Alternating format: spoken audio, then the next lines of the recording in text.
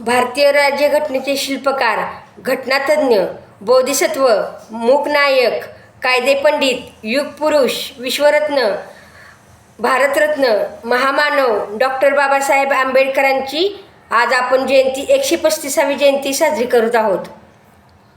माझ्या व माझ्या कुटुंबाकडून सर्व भारतीयांना डॉक्टर बाबासाहेब आंबेडकरांच्या जयंतीच्या शुभेच्छा, मनपूर्वक शुभेच्छा. आज आपण 135वी जयंती साजरी करत आहोत. पण ही जयंती फक्त काय आपल्या भारतातच नाही साजरी होत बरं का, तर 192 देशामध्ये साजरी केली जाते.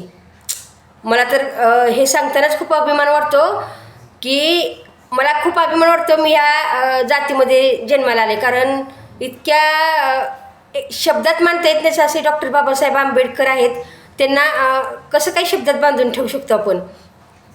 अंधारच नशिबी होता त्यांच्या, त्यांना प्रकाशाचे दान दिले. तुमचे मानावे किती उपकार, तुम्ही भारताला संविधान दिले. डॉक्टर बाबासाहेब आंबेडकरांना 32 डिग्री आणि 9 भाषेचे ज्ञान होते. मला तर साधं इंग्लिशसुद्धा बोलता येत नाही. आणि विशेष म्हणजे अर्थशास्त्रामध्ये डबल PhD करणारे ते आशिया खंडातील एकमेव व्यक्ती होते, पहिली व्यक्ती होते. जयंतीचा हा दिवस भारतामध्ये सगळ्या राज्यामध्ये समता आणि न्याय म्हणून साजरा केला जातो.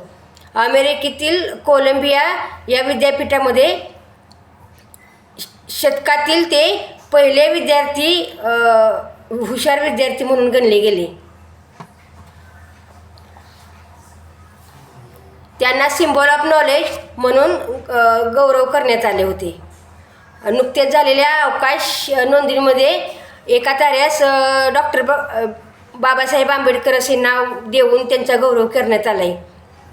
डॉक्टर बाबासाहेब आंबेडकर हे केवळ प्रेरणा नसून ते न संपणारे विचार आहेत मित्रांनो, मैत्रिणींनो. आणि जाता जाता एवढंच बोलेन, खातो तो घास आणि घेतो तो श्वास फक्त आणि फक्त डॉक्टर बाबासाहेब आंबेडकरमुळेच आहे. आणि हा फक्त आपल्यासाठी नाही तर भारतातील प्रत्येक नागरिकांसाठी आहे बरं का. पण वाईट या गोष्टीचं वाटतं की त्यांना आज ही लोक घटनाकार म्हणून ओळखण्यापेक्षा दलितांचा राजाच म्हणून ओळखतात, दलितांचा नेताच म्हणून ओळखतात.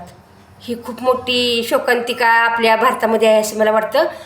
आणि अशा या ज्ञानाच्या अथांग सागरास कोटी कोटी प्रणाम माझ्याकडून डॉक्टर बाबासाहेब आंबेडकरांना. आणि जय भीम, जय भारत. पण एवढं बोलून माझे 2 शब्द संपलेले आहेत बरं का. जोपर्यंत आज या व्हॉट्सअपच्या जीवनामध्ये ह्या व्हॉट्सअपच्या काय म्हणतात त्या युगामध्ये सगळे स्टेटस ठेवतात. पण मी ठरवलं मला डॉक्टर बाबासाहेब आंबेडकरांच्या विषयी बोलायला फार आवडतं. ही आवड माझ्या भावाने निर्माण केले. आज हे 4 शब्द लिहून दिलेत ना त्यांनी सांगितलं जे बोलायला ते सुद्धा मला त्यांनी सांगितलं असं असं बोल म्हणून. म्हणजे हे जरी मी बोलत असले तर विचार मात्र माझ्या भावाचीच आहेत. त्यामुळं त्याचे मी पहिल्यांदा आभार मानते. आणि ही जी हिंमत आणि बळ मिळतं ते डॉक्टर बाबासाहेब आंबेडकरांच्यामुळेच. नाहीतर मी फार विचार करणारी व्यक्ती नाही. एकदा मी शाळेमध्ये भाषण द्यायला गेलेले आणि 5वीला होते त्यावेळी मी हायस्कूलला. आणि मला आवडीने घेतलं मी भाषण करण्यामध्ये. आणि तिथं अध्यक्ष महोदय म्हणलं आणि मी जागेवर येऊन बसले. इतकी मी भित्री मुलगी. पण आज तुमच्यासमोर मी कसं का होईना आपलं तुटकं फुटकं मी 4 विचार व्यक्त केले. हे बळ मला डॉक्टर बाबासाहेब आंबेडकरांमुळे आणि माझ्या या भावामुळे मिळाले. तर आता राहिलं शेवटचं, त्याच्याशिवाय माझे हे 2 शब्द पूर्ण होणार नाहीत. काय राहिलं अंदाज आला का? नाही? नीट लक्ष देऊन ऐका.